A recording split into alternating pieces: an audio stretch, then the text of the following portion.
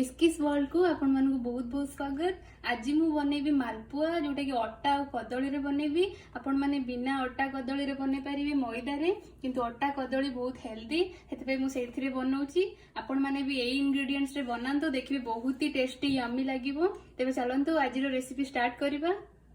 मालपुआ बनैया मु गोटे मीडियम साइज रो बानाना को नैची एमती छोट छोट करी काटी देछि। ता गोटे फोक साइज रे एमती स्मैश कर दबा। कदली रो बड़ खंड जमा रखिबेनी, पूरा भलो से ताको स्मैश कर देबे।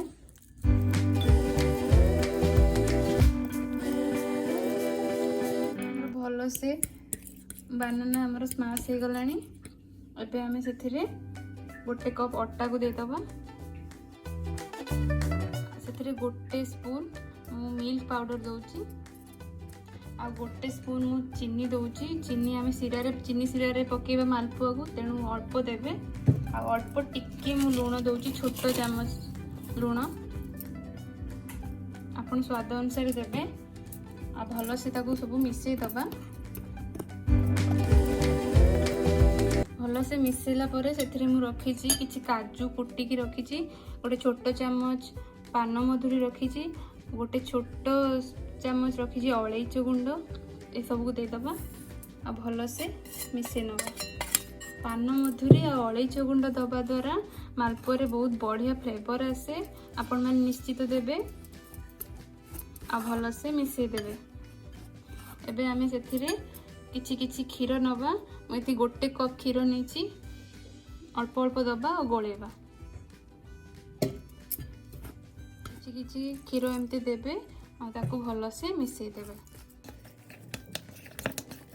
कदली मालपुआटा नॉर्मली हमर एटा नरम हुए, दुकान पर टाण हुएनी, कारण से माने कदली दियंतिनी।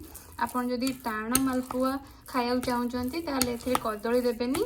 बाकी आउ जहाँ मु इंग्रेडिएंट यूज कली आपण सेमती देकी टाण मालपुआ बनै पारबे। क्षीर गोटे कप देला परे एठी हाफ कप पानी रखीची। मोर जेतिके आवश्यक मु सेतिके पानी नेबी। आ भलो से मिसई देबे। एबे सेथिरे मु 2 चामच सुजी दे देउची। आ भलो भाबरे मिसई दोची। मु इटा अट्टा रे करूची मालपुआटा, आपण चाहिले मैदा रे कर परिबे, हेले अट्टाटा बहुत हेल्दी, सेति मु अट्टा रे बनौची।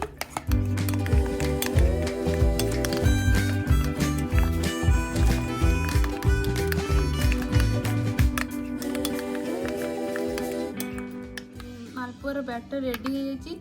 एतिकी आमर कंसिस्टेंसी रहिबा दरकार मालपुआर।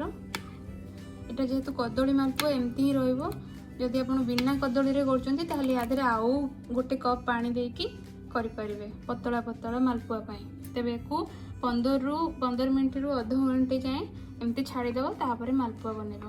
बैटर को रखिबार एठी आधा घंटा हे गलानी। एबे हमें मालपुआ बनेबा स्टार्ट करिबा। एठी मु गोटे पैन बसेकी किछि तेल नेछि। मालपुआ को छाणिला बेले हमें गैस रो फ्लेम को मीडियम रो हाई रे रखिबा। तेल मीडियम गरम हे गलानी। एबे हमें मालपुआ रो बैटर को दबा। आपण एमती डंकी रे देबे स्पून साहाय्य रे। देबे से आपे आपे ही गोटे राउंड शेप नै जिवो। आपण चाहिले एटा गोटे छोट ताटिया रे भी दे परिबे। एबे तारो मालपुआ को पलटी दबा। आपको गोल्डन ब्राउन कलर हिला जाए हमें छाण नबा। चीनी सिराटा आगुरु बनेकी रखिथिबी।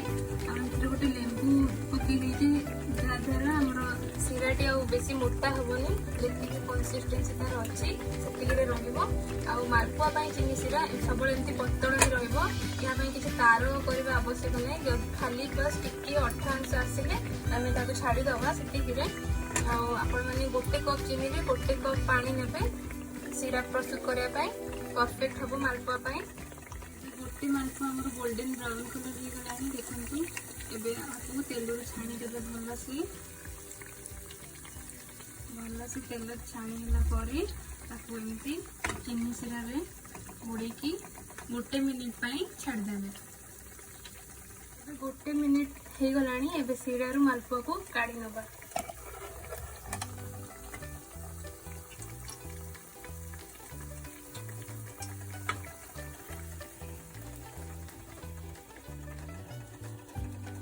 आपको आउ गोटे मालपुआ करके देखौछि।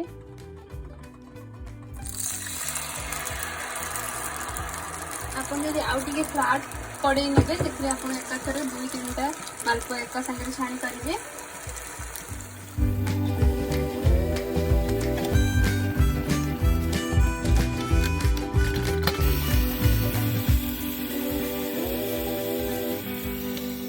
गरमा गरम मालपुआ एबे रेडी हो जाइए। देखंतु केते बढ़िया होइछि। आपण माने जदि क्रिस्पी मालपुआ चाहूचंती ताले आपण मीडियम रु हाई फ्लेम रे सब बळे छाणीबे आ जदि नरम मालपुआ चाहूचंती तारे लो रु मीडियम रे छाणीबे। मो एबे टिके या पे गार्निशिंग पई आलमंड दे दोछि। आपण माने पिस्ता मध्ये देबे।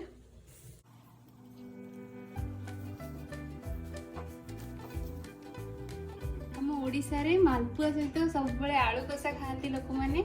मु भी सेथि में आलू कसा बनैछि मालपुआ सहित। आपण माने भी निश्चित आलू कसा सहित बनेबे देखिबे बहुत ही बढ़िया लागिवो। टेस्ट द्विगुण हो जिवो ता सहित खाइले। आपण माने घरे निश्चित बनांतु। जदि मो रेसिपी भल लागे त लाइक शेयर सब्सक्राइब करिवे। पुणी देखावा नेक्स्ट वीडियो रे। रहुछि धन्यवाद।